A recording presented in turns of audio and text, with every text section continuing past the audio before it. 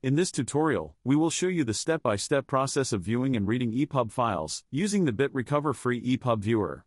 To install the BitRecover free EPUB viewer, download it from the link in the video description. After installation, simply launch the software.